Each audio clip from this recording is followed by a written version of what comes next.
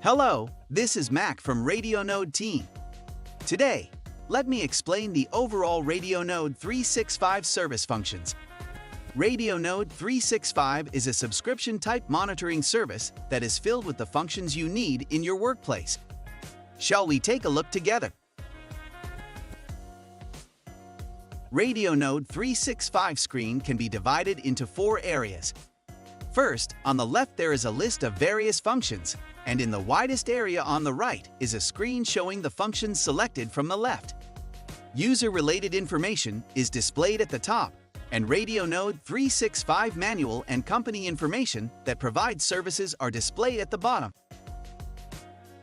First, let's take a look at the various functions on the left. The first feature to introduce is the dashboard. Once you log in, you will see a blank dashboard screen. But if you register your Radionode product and complete the settings, you will see a dashboard screen full of data like this. The dashboard now functions to show the values in real time. You can use it like a status board like this by clicking the full screen button. Of course, you can register your company's logo and change the title.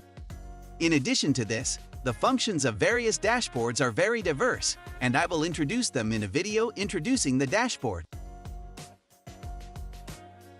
Now let's look at the Data View function. A data view is literally a function that allows you to view data as you wish. If you select the period and chart type for which you want to view data, you can view the data comparison and change trends you want to see. In addition, there is a function called App. If you use this function, you can search data directly by scanning the QR code. Next, we will introduce the Report function. You no longer have to write reports by hand. Radionode 365 automatically generates a report and sends it to you by email.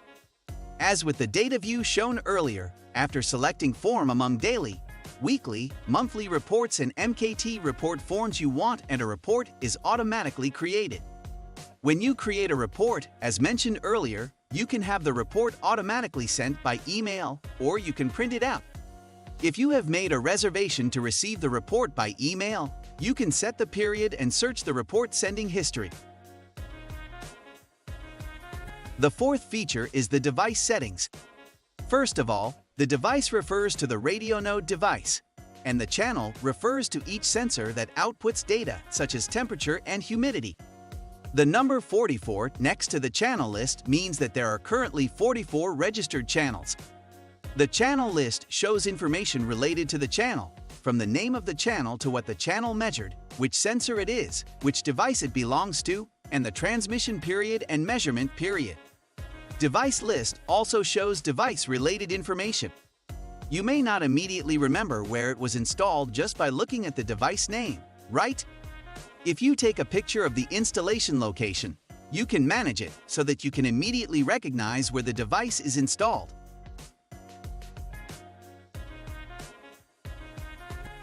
New Channels and New Devices shows a list of devices and channels that have not yet been registered and is used to add new devices. The data backup function here is all the channels I have, here 44 channels. A backup function is provided so that you can download and store a month's worth of data for these 44 channels at once. Next, we will introduce the alarm setting function.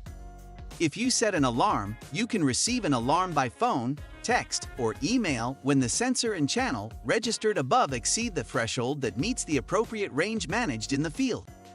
When setting the alarm, by setting various exception conditions, such as the day of the week and time of the sending exception, we provide a function so that only necessary alarms can be received, not spam. The Alarm Address Book is a menu to manage the contact information of the person who will receive the alarm. In the Sending History menu, you can search the history of the actual alarm sent. It is possible to check not only the content of the sent alarm message, but also whether it has been received. The Alarm Detection History is a function to inquire the history of which the threshold deviation was detected, separate from the dispatch history. Next, let's talk about the Deviation Control function. The Deviation Control function provides a tool to manage the deviations in detail based on the set alarm. Deviation management status shows at a glance the number of cases where deviation management has occurred and the number of cases that have not been checked.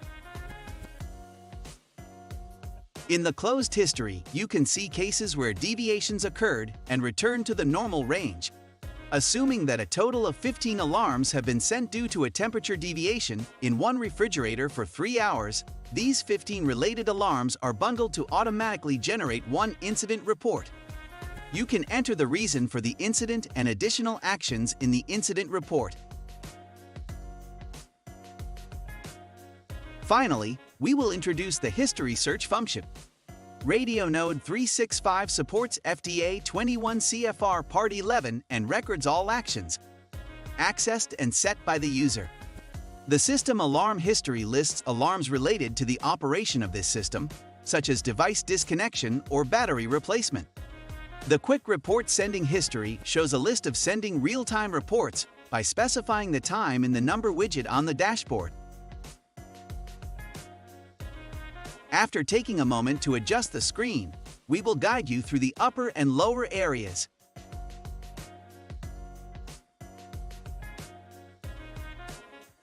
Everyone, did you pause and rest?